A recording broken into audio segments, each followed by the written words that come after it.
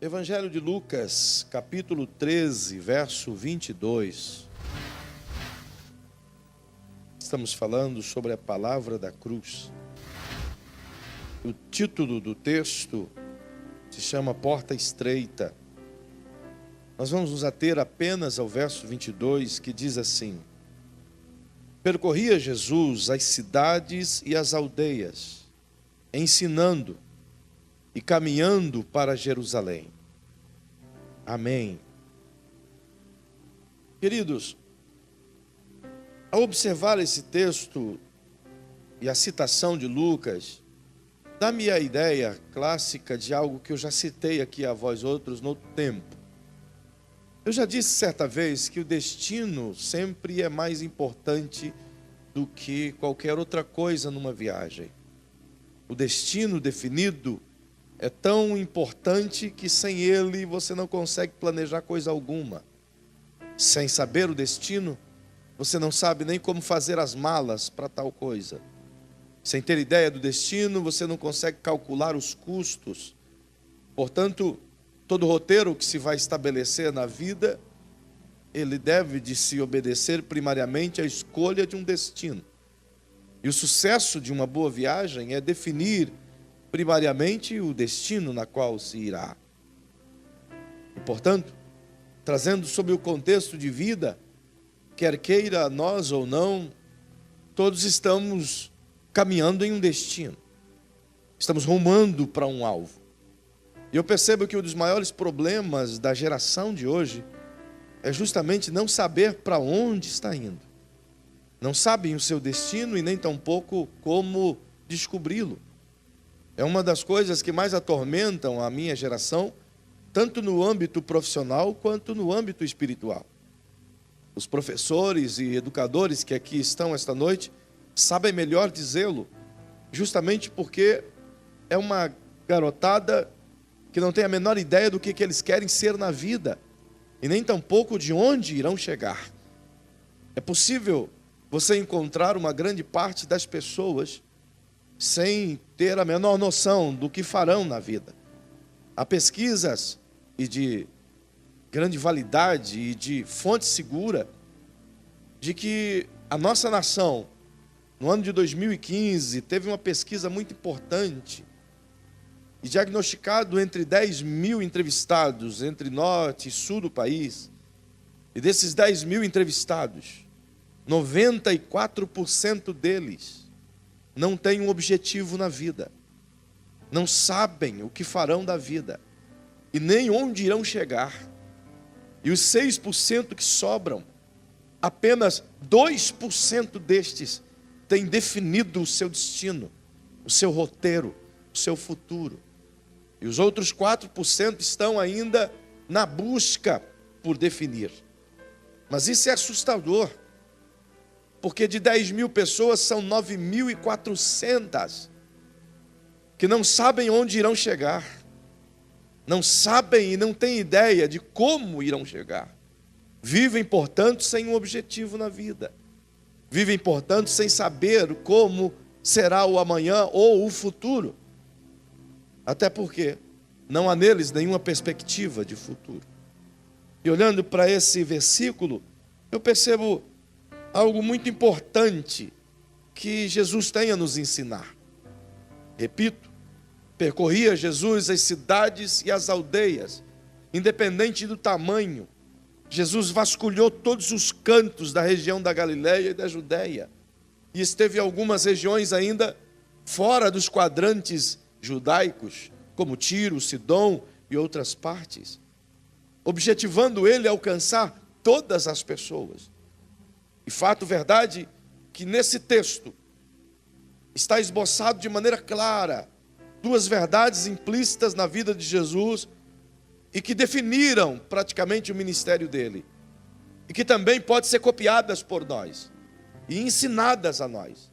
A primeira verdade está incutida dentro do texto e ela se desdobra porque Jesus diz, ou a palavra de Jesus ensina, que em todos os lugares que ele passou, em todas as cidades, ou vilas, ou aldeias, ou povoados, fosse este menor que fosse, ele gastou um tempo, ele investiu sua vida para ensinar toda e qualquer pessoa. Indubitavelmente, ele não escolheu pessoas. Todos aqueles que estavam prontos a ouvi-lo, ele se dispôs a ensinar. Justamente porque o seu ensino não é só libertador de ignorância, mas é transformador de vida. O seu ensino não somente arrebatava as pessoas da escravidão do pecado, mas também as colocava em um patamar de liberdade espiritual. O seu ensino não somente produzia nelas uma certeza de que suas vidas estavam na direção errada, mas também lhes abria a porta para entrar no caminho correto. Os ensinos de Jesus, tão importante quanto ele próprio, foram responsáveis pela plataforma construída do que chegou até os dias de hoje, a saber, a igreja que somos. Foi por conta do tempo investido, por conta da disposição que ele tinha de estar em todos os lugares, de observar todas as pessoas, de trabalhar todas as pessoas e de investir em todas as pessoas. É tão fato que você vai ver Jesus sempre focado em ensinar em primeiro lugar. Perceba que, embora nos dias de hoje se ouve a máxima de que a prioridade do Evangelho é curar e libertar as pessoas, não que isso não seja uma verdade, mas esta não é a primária verdade de Jesus, não é o objeto principal do ministério de Jesus. Se descobre pela leitura bíblica de que a ideia de Jesus primariamente era ensinar as pessoas, libertar as suas mentes da escravidão. Então assim, suas mentes cheias de fé, libertas da escravidão, elas poderiam ser curadas em seus corpos, e não somente curadas fisicamente, mas curadas espiritualmente. É por isso que na maioria das vezes que Jesus curava alguém, antes ele dizia: perdoados estão os teus pecados. Porque tratava primeiro da alma, para depois tratar do corpo. Ele cuidava primeiro da vida espiritual da pessoa, para depois cuidar do seu físico. É por isso que você encontra passagens como, por exemplo, no Evangelho de Marcos, no capítulo 1 e o verso 38. Você vai ver do verso 35 em diante, que Jesus vai até a casa de Pedro. E na casa dele a sua sogra está enferma, está com febre, está com algum problema. E eles comunicam a Jesus: a sogra está acamada. E Jesus vai então até onde ela está e a cura por imediato, de tal maneira que ela se levanta e vai preparar alguma coisa para eles comerem. Dizem os sábios entendidos que é por isso que Pedro negou Jesus, porque ele curou a sogra, se bem que isso não pode ser uma verdade. Entenda que à medida que Jesus cura a sogra de Pedro, a notícia se espalha. Eu não sei porquê, mas diz a Bíblia que a fala da cura da sogra se espalhou. No outro momento, algum tempinho depois, a casa de Pedro estava envolvida por milhares e milhares de pessoas doentes. E diga-se de passagem, não apenas enfermas, mas também possessas de espíritos malignos. Então perceba que há agora um volume enorme de pessoas em volta de Jesus, em volta da casa de Pedro. E a Bíblia diz que Jesus saiu de dentro da casa e expulsou os demônios de todos aqueles nos quais eles possuíam, e curou as enfermidades de toda aquela gente que estava lá. Terminou a cura, libertou todo mundo, ensinou-lhes a verdade. Então ele entrou para dentro de casa e foi descansar. No outro dia bem cedo, diz o texto, que Jesus se levanta antes do sol nascer e subiu a um monte para orar. Enquanto ele orava, escondido, os discípulos saíram à procura dele ao raiar do dia e o encontraram orando no alto do monte. E disseram-lhe: Jesus, o que você está fazendo aqui? Lá embaixo a cidade inteira está na minha casa. Tem milhares e milhares de enfermos e endemoniados lá. E o Senhor não pode ficar aqui apenas orando. Deve ir lá cuidar daquela gente. Então no verso 38 Jesus disse assim: olha, eu preciso ir às aldeias e às outras cidades para anunciar o Evangelho, ensinar o Evangelho às pessoas, pois para isso eu vim. para ensinar o evangelho. Ele não desceu aonde as pessoas estavam, não que ele estava ignorando-as ou desprezando-as, mas ele estava priorizando aquilo que ele veio para fazer: ensinar, libertar as pessoas pela palavra. É por isso que você vê o texto dizendo que percorria Jesus aldeias e cidades, priorizando o ensino. Mas também uma segunda máxima está aqui. Embora a primeira se desdobra, como te mostrarei, a segunda máxima que há aqui é que Jesus tinha um destino definido. Se perguntasse para ele, Lucas, por exemplo, poderia nos responder: o que o Senhor está fazendo, ensinando de aldeia em aldeia, de cidade em cidade? Ele está dizendo: eu estou traçando um roteiro até chegar em Jerusalém, porque Jerusalém é o meu destino final, é onde eu vou terminar o que eu vim para fazer. Portanto, ele tinha duas coisas em prioridade no seu coração: o ensino e o destino a Jerusalém. Ele tinha o ensino que liberta e Jerusalém que iria matá-lo. Ele tinha o ensino que cura e ressuscita, mas tinha Jerusalém que ele dará a cruz, o lugar de morrer. E ele decidiu que esse era o seu propósito. Então perceba que, observando essa máxima que Lucas expõe, eu percebo que Jesus tinha todos os motivos do mundo para desistir de seu destino, de seu roteiro. Não há ninguém que tenha tal certeza de que poderia desistir, senão ele mesmo. Se não percebam, olha como começa o desenvolver da vida de Jesus. Para começar, ele nasce em uma pequena cidade, Belém. Cidade não pode ser chamada, afinal ela era chamada de aldeia de pastores. E não apenas pequena pelo contexto de pessoas, estima-se que tinha 800 habitantes nos dias de Jesus. Entretanto, era pequena também no conceito de profissionais, afinal, ela era uma aldeia de pastores, a classe mais desprezada dentro do contexto judaico. Ninguém dava serviço para pastores, porque entendiam que pastorear ovelha era o serviço mais fácil e que menos necessitava de inteligência.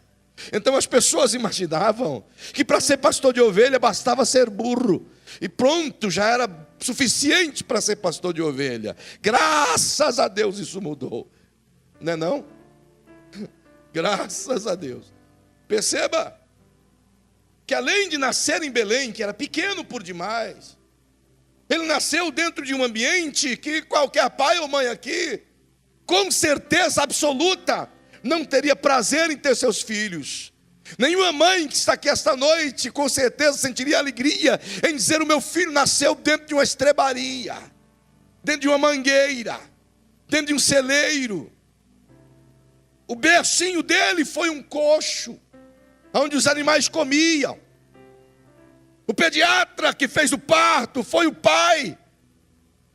Os enfermeiros foi uma vaca, um burro, um animal que estava ali para aquecê-lo. O ambiente que ele nasce, que ele vem à vida, não tem nada de conforto. E eu duvido que qualquer um de vocês aqui desejaria que seu filhinho nascesse nesse ambiente. Dá uma olhadinha para quem está pertinho de você, se está do lado da tua mulher, do teu marido. Veja bem se era isso que você queria. Tem gente que reclama porque nasce no quarto do SUS, e é prova mesmo, eu sei. Mas agora imagine nascer nesse ambiente. Sem médico, sem pediatra, sem coisa alguma. Como se isso fosse pouco. Depois que nasce, a notícia breve é essa: o Herodes quer matar o bebê. Além de nascer num lugar pobre, feio, desprezado, recebe de primeira mão o cartão de boas-vindas, é uma ameaça de morte. Então tudo que o pai e a mãe têm que fazer é antecipar o período em que a Maria deveria ficar sossegada. Eles têm que fugir dali, porque o Herodes quer matar o bebê, quer destruir a vida dele. Perceba, já nasce sob a pressão da morte. Em seguida, eles são destinados a uma terra de sombras, como era chamado o Egito, um lugar de obscuridade, onde se nasce a maioria das religiões afro que existe hoje, terra das sombras, o Egito. E cresceu e viveu lá os primeiros anos de sua vida. Como fora pouco, então foi trazido para uma região um pouco melhor, Nazaré, de onde as pessoas perguntavam no futuro, onde é que ele nasceu? E outros diziam, só sabemos que ele veio de Nazaré. E a boa resposta era, pode vir alguma coisa boa de Nazaré?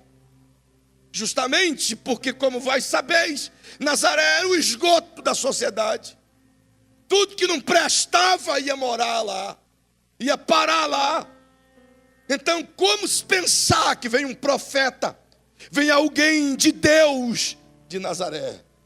É por isso que ele cresceu lá, em meio às mazelas humanas, em meio à favela humana, em meio à fraqueza humana, em meio à violência humana, ao desprezo humano, a todas as corrupções do ser humano. Nazaré representava tudo isso. Ele cresceu lá, se tornou adolescente lá. Como fora pouco, ainda adolescente, seu pai é morto, José vem a falecer. Ele tem aprendido com o pai o ofício, a ser carpinteiro. E José o ensinou tão bem, que ele assume a responsabilidade de cuidar da casa, de prover o sustento em casa. É por isso que Isaías diz que ele era um homem experimentado nos trabalhos, fora chamado de homem de dores. Por quê? Porque o ofício era dolorido. O trabalho do carpinteiro é diferente do que era hoje. Tinha que buscar madeira no mato, talhá-la, prepará-la e trazer aquelas toras nos ombros e fazer casas, portanto. Era o trabalho de Jesus.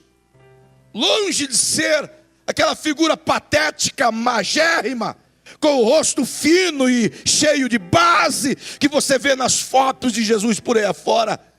O Jesus real é um Jesus de pele morena, queimados cabelos pelo sol, mãos calejadas, ombros cheios de calos, forte para aguentar o peso das histórias.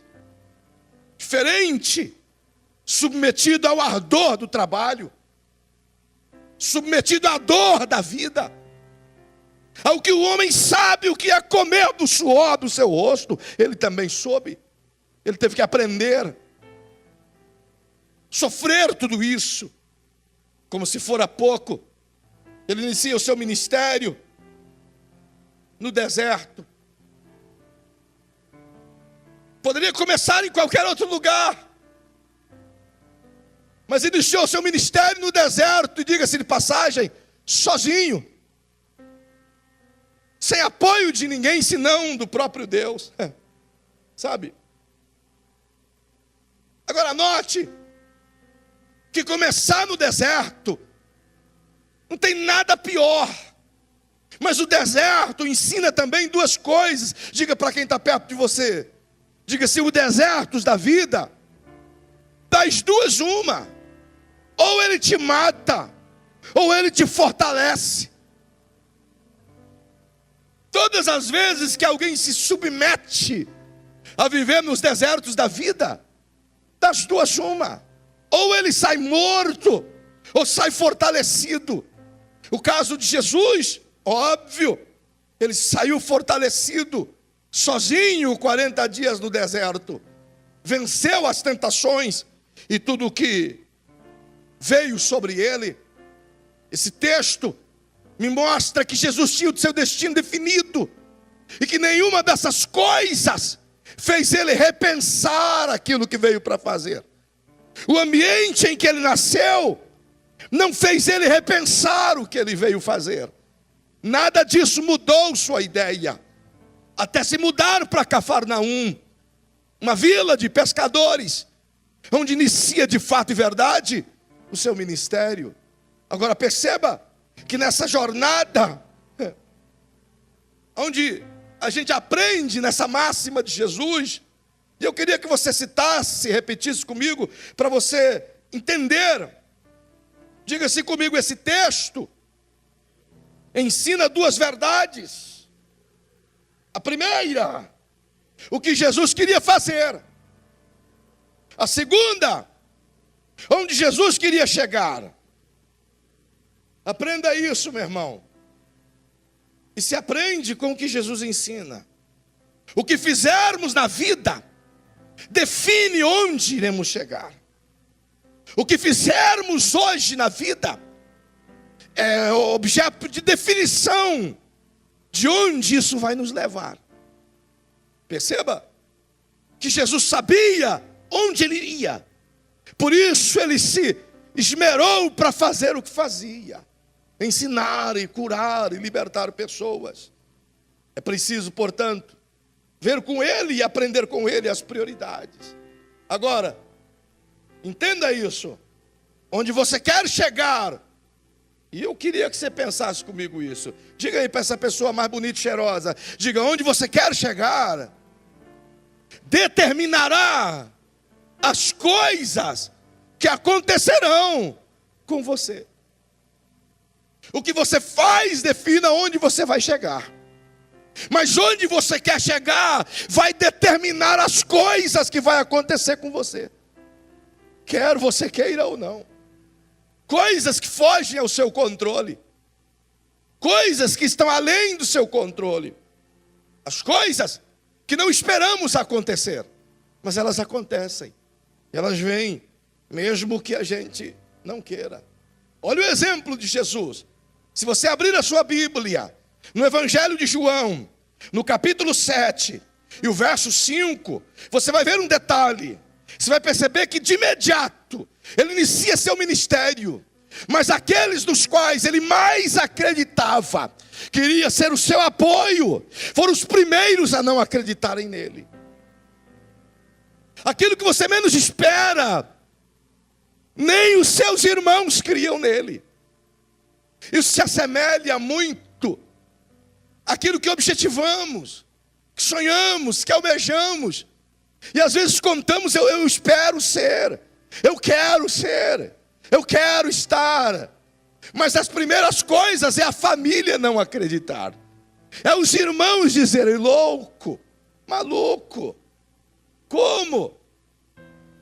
Jamais. Há poucos dias eu ouvi um testemunho, um relato, na verdade, de um testemunho, de um jogador americano, na verdade ele é africano, mas é jogador de basquetebol do Houston, aposentado já. E esse jogador, me fugiu o nome dele, não sei se é Sutomel, alguma coisa assim. Mas eu vi o testemunho dele, e a tradução estava meio ruim, mas eu consegui entender um pouco. E ele testemunhava em uma igreja, que hoje já foi traduzido isso para o português, você encontra na internet. De modo que ele dizia, quando eu vim para a América, vim por uma fatalidade, diz ele. Como assim? Ele nasceu no Congo, na capital do Congo, Sanchara. Uma família de muita gente, pequena e pobre. Seu pai morreu ainda garoto. E ele tinha vários irmãos mais velhos. Pobres e pobres e pobres. Não tinham futuro nem esperança. Então passou um missionário e ensinou a sua mãe a ler. E tudo que ela aprendeu foi algumas palavras da Bíblia. E uma das palavras que ela aprendeu foi aos Efésios 3:20, que diz: Deus é poderoso para fazer muito mais abundantemente do que aquilo que pedimos ou pensamos. E ela repetia isso todos os dias para os seus filhos. Então esse piá, ele acomodou no coração dele, dizendo, eu quero ser médico. E ele falava para os irmãos mais velhos, eu vou ser médico. E os irmãos dele passavam, todas as vezes davam um tapa no cocão dele e dizia, médico. Nunca. Como? No interior do Congo? Nunca. E diz que apanhou demais dos irmãos só para lembrar de que ele nunca seria médico. Mas ele cresceu, alcançou 2,18 metros. E quando estava caminhando em uma estrada, passou um carro de safari. E o carro parou lá adiante, voltou. E desceu um homem. E disse, você quer ir para os Estados Unidos? Ele disse, eu quero. E esse homem, 3 dias depois, o levou. Era o dono do Houston Basketball. E o levou para estudar. E ele estudou na universidade. E se transformou no 4º mais importante jogador de basquetebol da América. Se aposentou há poucos dias atrás, ou anos atrás. E ele estava testemunhando na igreja de Joyce Meyer. E disse: eu saí da África, tinha um sonho de ser médico. Ele disse: daqui a 3 dias eu estou voltando ao Congo. E eu vou inaugurar o meu hospital com 300 leitos. Ele disse: Deus não me fez médico, mas me deu um hospital. A família não acreditou, mas ele colocou o nome do hospital de Mary, que era o nome da mãe dele, porque ensinou ela a crer no Deus que faz muito mais abundantemente do que aquilo que pede ou pensa.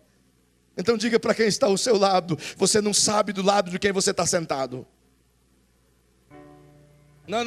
Melhor é isso, e diga: se você soubesse do lado de quem você está sentado, você me pagaria um jantar ali no fundo. Às vezes você não sabe. Talvez você está sentado ao lado de um adolescentezinho que você não dá nada por ele. Você não sabe se amanhã ele vai ser o presidente dessa nação. Você não sabe. Mas talvez você está sentado ao lado de um médico, de alguém que vai salvar uma família inteira, de alguém que vai ser responsável pela sua própria vida. Os irmãos de Jesus não criam nele. Mesmo depois de 3 anos de milagres, não criam nele. Mesmo depois de ressuscitar Lázaro, não criam nele. Como pode? E às vezes a gente reclama porque partilhamos de um objetivo, de um sonho com alguém. E pelo simples menear da cabeça de alguém, a gente já desiste dos sonhos, já desiste dos objetivos, já desiste dos destinos. Mas Jesus não. Seus irmãos não creram. E ele disse: eu prossigo para Jerusalém. Continuo rumando para Jerusalém. Perceba que além dos seus irmãos não crerem, os seus amigos mais chegados, duvidaram de sua missão. É por isso que você olha em Mateus capítulo 11, verso 3. João Batista, seu primo, diz, pergunta para ele se ele é mesmo o Messias, ou eu devo esperar outro. Agora dá um tapinha de leve no ombro de quem está ao seu lado e pergunte: já chegou alguma ocasião em que as pessoas duvidaram de tudo na sua vida? Já duvidaram do seu ministério? Meu irmão, até hoje. Já duvidaram do seu potencial? Já duvidaram de sua capacidade? Já olharam para você e só o olhar disse: você não é capaz. Não precisou dizer nenhuma palavra, só os olhos. Colocou uma faixa enorme na sua frente: você não é capaz. Aí você sai do lado e parece que aquela faixa fica te batendo no rosto: você não é capaz, você não é capaz, você não é capaz, você não é capaz, você não é capaz. Você vai para todo lado e aquela faixa fica dizendo: você não é capaz. Já aconteceu isso com você? Com Jesus também. Fizeram isso com ele também. Olharam para ele. Primeiro não creram, segundo duvidaram. O que mais falta? Então, Jesus continua caminhando porque ele tem um propósito, ensinar. Tem um destino, morrer em Jerusalém. Ele tem um propósito, ensinar, mas tem um destino, morrer em Jerusalém.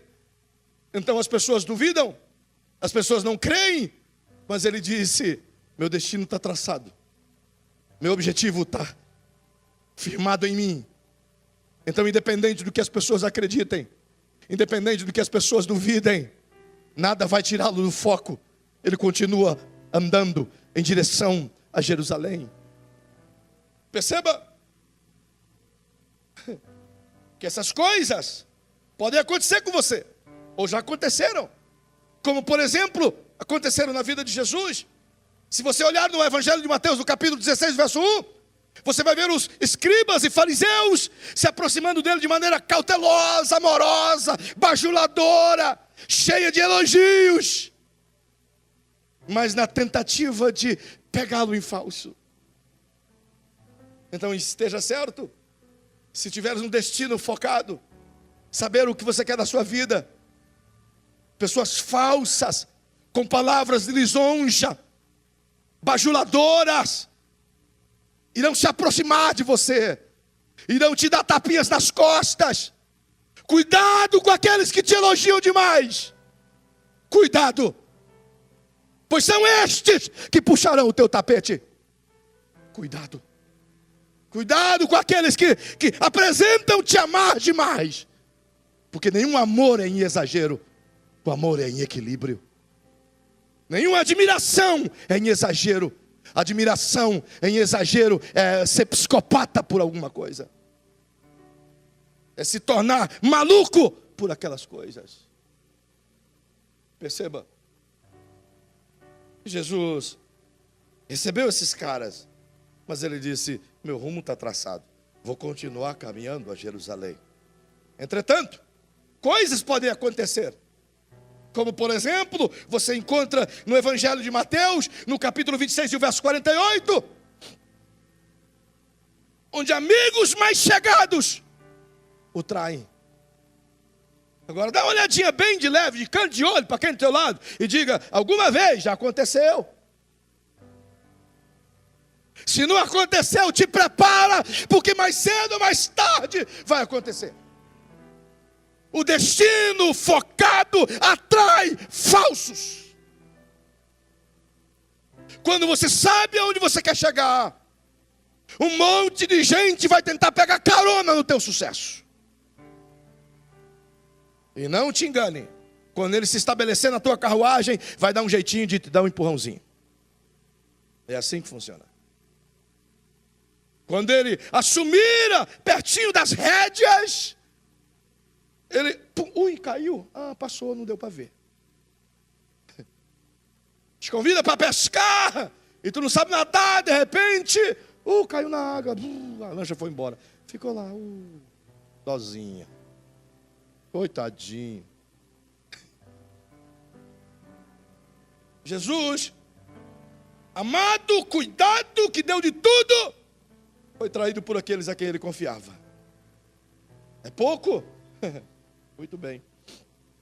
Já no verso 70 do capítulo 26, eu queria que você pensasse comigo que isso acontece diariamente contigo e talvez com outras pessoas que você conhece. Ele foi desprezado pelos seus amigos mais íntimos. O Pedro disse: eu não conheço ele. Só conheço ele quando ele estiver bem. Quando ele está na pior, eu não conheço ele. Talvez ao longo da tua jornada, você já colecionou amigos, que são seus amigos enquanto você está bem. E quando as coisas começam a piorar, as primeiras coisas que acontecem é os seus amigos te deixarem. Então são amigos de Jó. Ou amigos de Judas. Mas com Jesus isso aconteceu. Como se fora pouco, no versículo 56 do mesmo capítulo do Evangelho de Mateus, capítulo 26, algo incrível, que diz assim que todos os discípulos, olha ali, todos os discípulos, é horrível esse texto, todos os discípulos fugiram.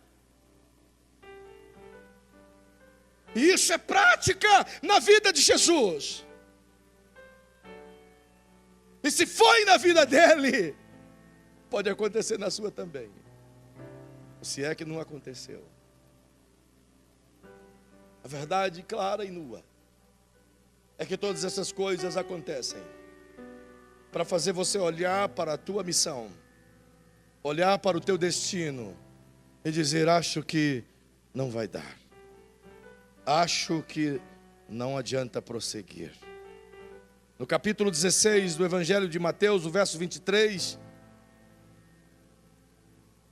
Pedro chega em Jesus e diz: não vai adiante nessa missão. O senhor não pode fazer isso consigo mesmo. Então Jesus diz: para trás de mim, Satanás, querer tirar o foco do meu destino, querer arrancar-me da minha meta. Então, por favor, lance a tua mão profética, se é que existe, sobre o ombro de alguém, e diga para essa pessoa querida, por bondade, diga assim: querido irmão, nada nessa vida pode roubar o seu propósito e tirar você do destino que Deus planejou para você. Jesus tinha um destino certo. As ações que ele fazia determinavam o seu destino, a cruz. Mas saber o seu destino foi determinante também para as coisas que aconteceram com ele, nas quais ele não esperava. E se esperava, estava preparado para elas. Se não percebam, o que você fizer realmente determina onde você vai chegar. É por isso que você vai ver Jesus iniciando o seu ministério sozinho no deserto, como eu acabei de dizer. É por isso que você vai ver Jesus sem estrutura nenhuma no seu ministério. E diga-se de passagem, Deus não facilitou em nada para Jesus. Nada. Primeiro ele desceu dos céus, despido de toda a sua glória, de todo o seu poder. E veio como um embriãozinho e cresceu e se tornou um molequinho. E ali cresceu e viveu exatamente como qualquer um de nós. Deus não deu a ele nenhuma estrutura pela qual ele pudesse ter sucesso. Não deu escolaridade. Não deu uma família abastada. Não deu dinheiro. Não deu carros. Não deu gente que financiasse com potencial. Tão grave isso, irmão. O ministério de Jesus era tão grave, que se você ler Mateus 12, verso 1 e 2, você vai ver os discípulos entrando numa roça alheia, para comer espigas de milho, porque estavam com fome. É a equipe de ministério de Jesus. Hoje nós temos uma carreta montada com uma estrutura linda que Deus usou pessoas para fazer. E reclamamos do que temos. Temos casas, temos carros, temos comida à vontade, temos riquezas. Mas quantas vezes com tudo isso dá vontade de desistir? Quantas vezes passou na sua cabeça, mesmo tendo tudo,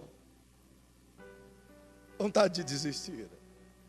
Tens um bom emprego, tens uma boa família, tens um bom salário, tens uma família linda, deveria todos os dias levantar as mãos aos céus e agradecê-lo, mas não poucas vezes enche os céus de murmurações e desejo de desistir. Oh, que tristeza. Aquilo que você fizer determina onde você vai chegar. Nenhuma das dificuldades apontadas aqui tirou o foco de Jesus em ensinar. Nenhuma. Ele não usou nenhuma das suas dificuldades como desculpa para dizer: não dá para fazer hoje. Não dá para atender hoje. Não dá para ir a Gadara hoje. Ele nunca usou uma muleta de desculpa. Nada tirou Jesus do seu alvo. Nada. Nem o cansaço, nem a incredulidade, nem a dúvida, nem a falsidade, nem a traição, nem o abandono, nem a crítica, nem a dificuldade, nem a fome, nem a crise. Nada tirou Jesus do seu foco. Nada. Oh, aleluia.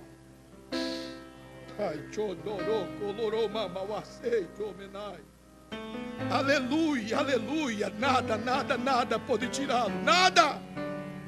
Por quê?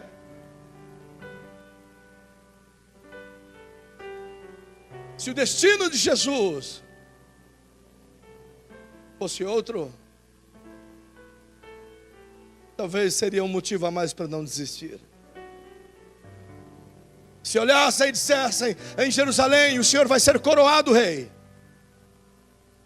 Em Jerusalém tem o tapete vermelho. Vai ter uma carruagem enorme para o Senhor entrar montado nela.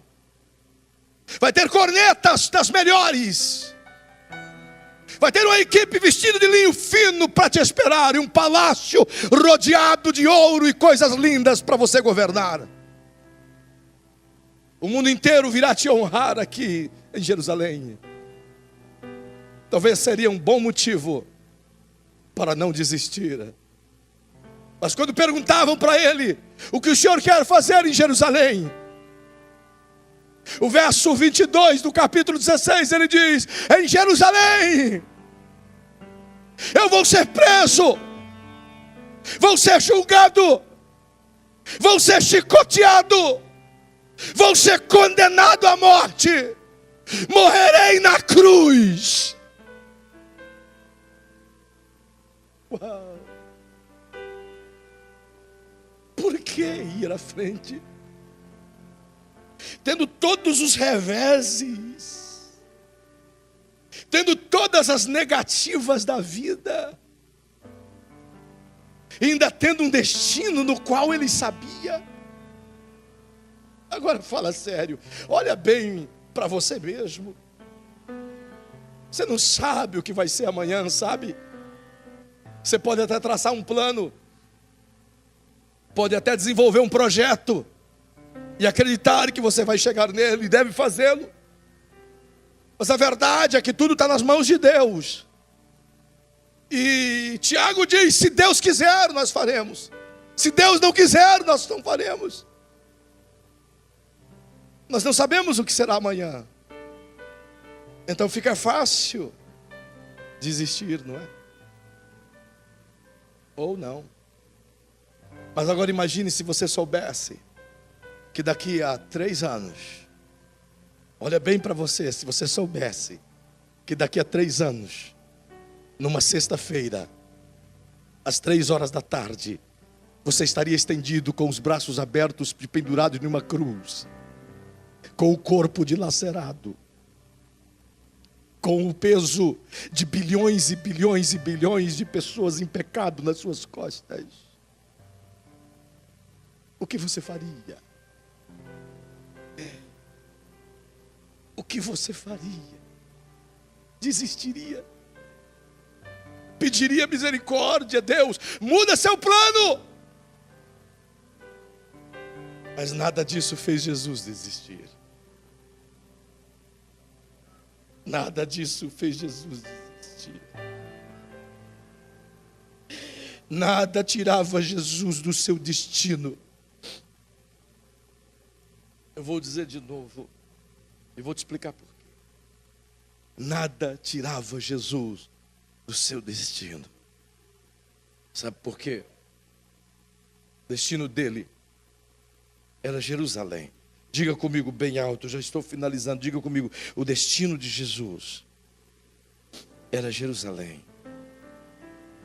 Por que ele não desistia desse destino tão cruel? Sabe? É que segundo Paulo, Jerusalém era o preço da sua vida. Então ele não desistiu.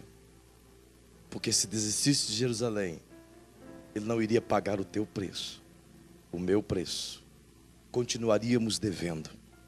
Mas Paulo disse que ele pegou o escrito de dívida, que estava escrito o nosso nome nas ordenanças de Deus, que nos colocava como devedores. Pegou essa nota promissória e disse: eu vou levá-la até Jerusalém. E eu vou me permitir deitar na cruz. Eu vou ser pregado na cruz. E à medida que eu for pregado na cruz, todas essas notas promissórias serão pregadas dentro da minha mão.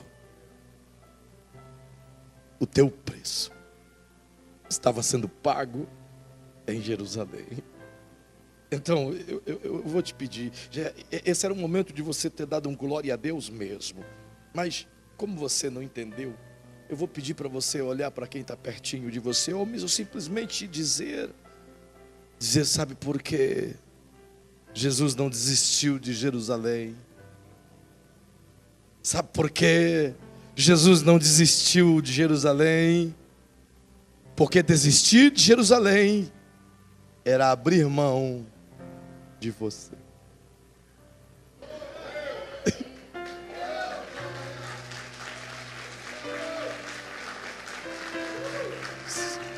Se eu pudesse, ou se qualquer pessoa pudesse, enquanto ele caminhava rumando a Jerusalém, correndo a Jerusalém, se qualquer pessoa fosse até ele e perguntasse: por que, Jesus?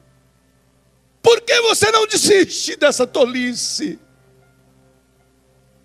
Ele iria apontar para o futuro. E talvez se perguntasse o nome, ele diria o seu nome. Ele diria: o Sataque vai nascer, o Igor vai nascer. Então não vou desistir dele. Eu preciso ir até o fim, porque eu não posso me dar o luxo de abrir mão deles. Uau, que amor é esse, de ir à cruz por você, por mim. Perceba que a cruz é a garantia. Jerusalém, com Jesus na cruz, é a garantia de que Ele realmente te entende. É por isso que o escritor aos Hebreus, no capítulo 12, verso 2, ele disse que Jesus chegou em Jerusalém e desprezou a humilhação, desprezou a afronta, porque estava de olho na alegria que teria após a cruz, a saber, aquela que nos garantia a salvação.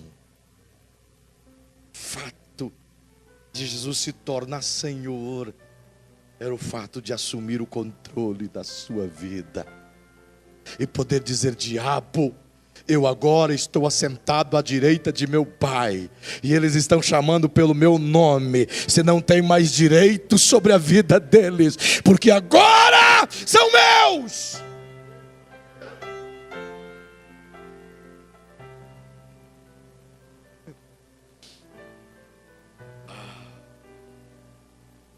Sabe, desistir de Jerusalém era o mesmo que desistir de você.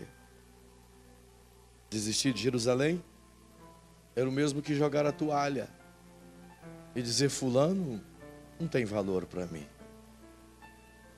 Mas ir até o fim é o mesmo que dizer que por você ele faria tudo outra vez, se fosse necessário. Sabe?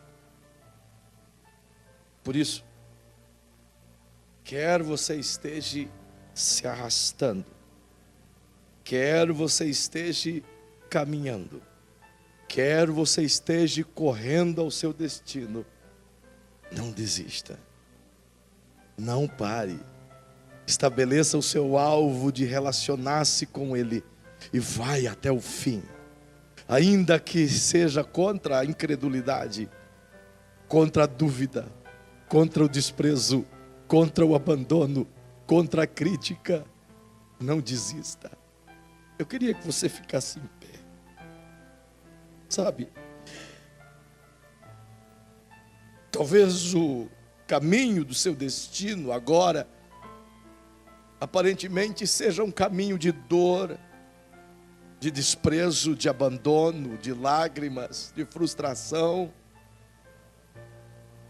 Talvez se fosse contar a tua história em um diário, então teria páginas em que você escreveria com lágrimas, ao se lembrar de momentos que você queria esquecer. Mas é esses momentos que fazem você se lembrar do seu destino. São as lágrimas que fazem você valorizar onde você quer chegar.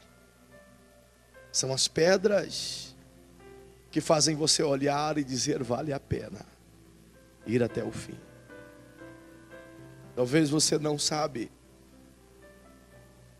não consegue compreender porque às vezes a gente esboça tanta alegria em ouvir o nome de Jesus, ou cantamos de maneira meio doida, alegres demais, ou porque dançamos, ou porque gritamos.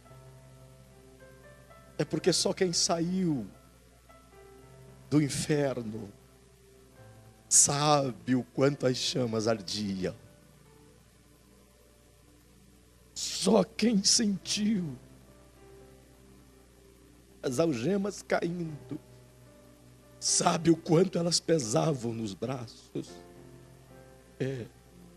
Só quem sentiu uma alegria invadir a alma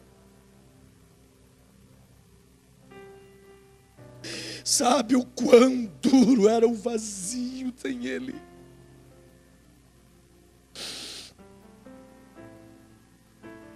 Oh, por amor, Ele foi até a cruz, mas não ficou somente nela. Ele ressuscitou do seu túmulo para que todo o seu destino fosse consolidado. Se ele terminasse no túmulo, eu já o amaria. Eu já o amaria.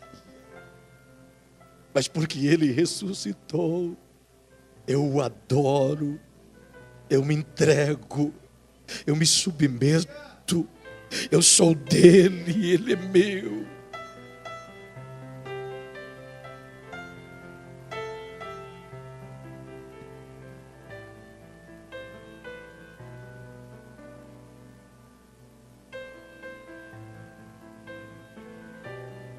Não é hora de parar, não é hora de desistir.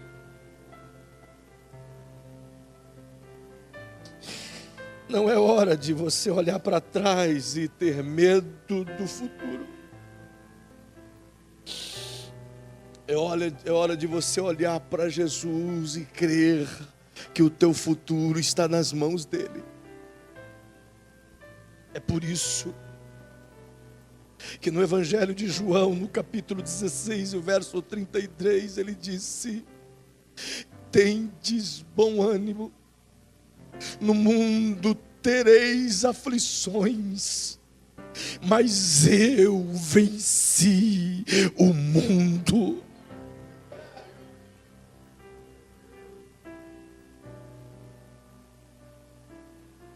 E o que isso quer dizer? O último texto desta noite,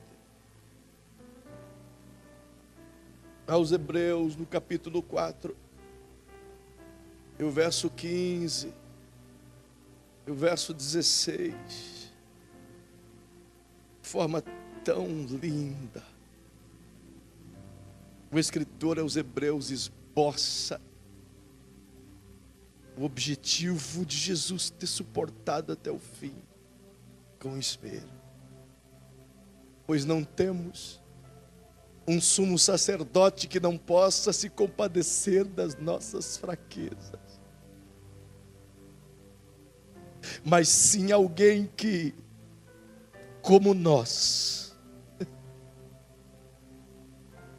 passou por todo tipo de tentação, porém sem pecado. Verso 16. Assim, aproximemo-nos do trono da graça com toda a confiança, a fim de recebermos misericórdia e encontrarmos graça que nos ajude no momento da necessidade.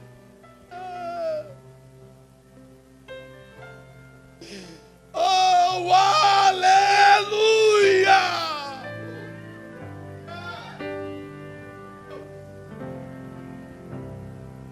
O teu rei no trono sente as suas dores, sente as suas lágrimas, ouve os teus gemidos, sente o seu desprezo, sente o quanto não creem, o quanto você é criticado. Ele sabe disso. Por isso ele foi até a cruz, para dizer a você hoje, de maneira clara pela sua palavra: eu te entendo. Diga para quem está pertinho de você, diga: Jesus te entende. Sabe quando você procura o seu cônjuge e abre teu coração a ele, e você sai da prosa dizendo não entendeu nada? Sabe quando você procura o seu amigo e faz a mesma coisa, e você sai dizendo: por que eu abri meu coração? Ele não entendeu nada. Então coloque a mãozinha sobre o ombro de quem está perto de você e diga assim: eu com certeza sou falho em te entender, mas Ele te entende, te entende, te entende, Ele te entende.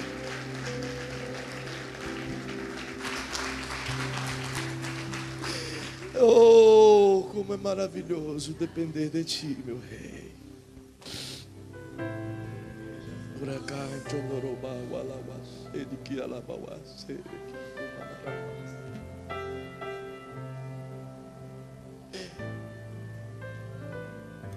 Feche seus olhos. Te dou meu coração, Feche seus tudo olhos. que há em mim. Entrego meu viver por amor a Ti, meu Rei. Meus sonhos rendo a Ti, em meus direitos orgulho vou trocar pela vida no Senhor. E eu entrego tudo a Ti, tudo a Ti. E eu entrego tudo a Ti, tudo a Ti. Está cansado, pensando em desistir. O fardo está pesado, as dúvidas são grandes, as críticas são maiores, a incredulidade dos outros te fazem pensar em parar. Eu te convido em nome de Jesus. Essa mensagem é para você esta noite. Essa palavra é para você esta noite. Eu te convido sim a você vir entregar tudo aos pés daquele que venceu por você.